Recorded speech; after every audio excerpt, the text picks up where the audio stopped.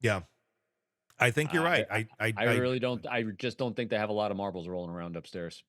it's stupidity that killed Yeah, this little girl, yeah. and probably a lot of that. Uh, let's watch this. This is grandma taking no responsibility for anything, and her behavior as well. I gotta say, it's odd. Other maybe it's just dumb, because that also kind of is what resonates out of her. Let's watch this.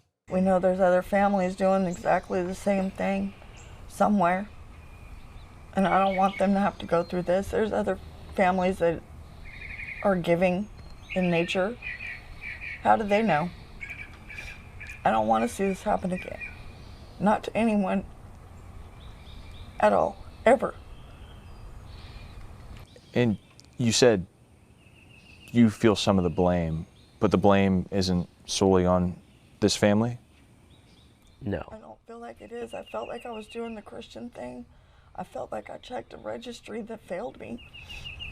It didn't just fail me, it failed previous victims. If we don't have the tools necessary, how are we supposed to make decisions, Good decisions. good ones? I thought I did. You're an idiot. I think is the reaction to that from me. I mean, you do have the tools. If you're checking a registry online, all you had to do is type this guy's name into Google, and you would have found arrest records. You would have found history. You would have found reports on the horrible shit that he's done, and you could have easily made your decision. But you went to one registry, you didn't find anything, and suddenly, oh, the system failed you. No, you failed. You failed as a grandparent. You failed as a parent, considering the state your son is in. This is just, I don't know. It's stupid people justifying their stupid behavior. I wonder if they plan on trying to sue the system. Yeah. It's all about the system with them. There's no accountability whatsoever Yeah. that they've ever taken. I mean, when you listen to the language of how the system failed them, they would have made the right decision if it wasn't for the system. I wonder if in the back of their mind with this entire thing is they think they can actually create a civil suit against the system in some way and have a monetary reward. That's an interesting angle. I haven't thought of it that way yet. I didn't think of it until I was watching this one again. Yeah.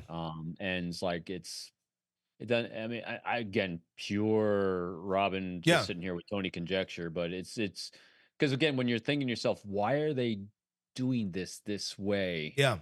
Um, they're put because what are they doing? They're putting on a show, is They what they're doing. are.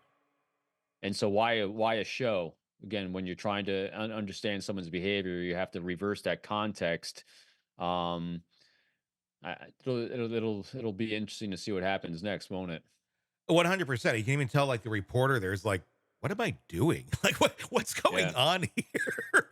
'Cause they are putting on a show. You are Mhm. exactly right. There is a reason behind this madness. I mean, or is it just stupid behavior? I And mean, so, we've seen this before with, and they're grabbing at stuff in the air like, oh, this has all happened to families before. I don't mhm, know any family that's made such a dumb choice like this. yeah, Um, but when you're putting on a show and you're not making the center of the show your granddaughter, but the system, mhm, then what's the purpose of making a show about the system and how the system failed? Because they want to get something out of the system.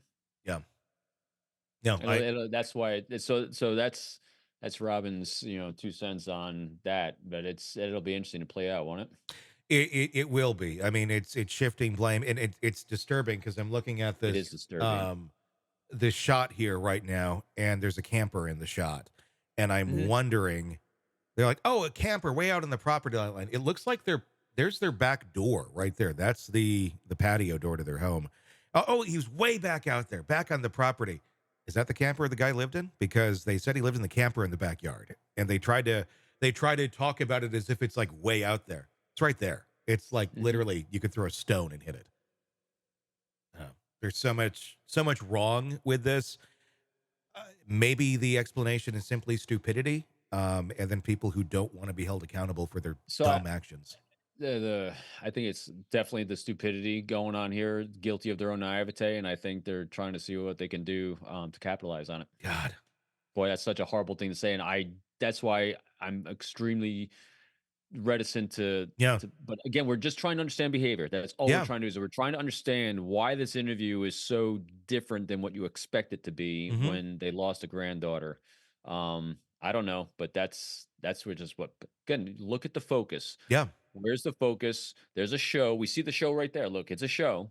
Yeah. And we've seen this before with victims, with t-shirts and the whole thing. And then Yeah. the entire focus of the interview is the victim, is the granddaughter, and the stories and what we missed, the smiling, she used to play in the backyard, all those things that compel us to draw us in, Yeah. that make us want to donate to a GoFundMe for the family, for Audrii's fund, whatever we're going to do to raise awareness about this issue is focused on the granddaughter. Yeah. And this is not focused on the granddaughter. This is a show focused on how the system failed them. So they're going to be fighting the system.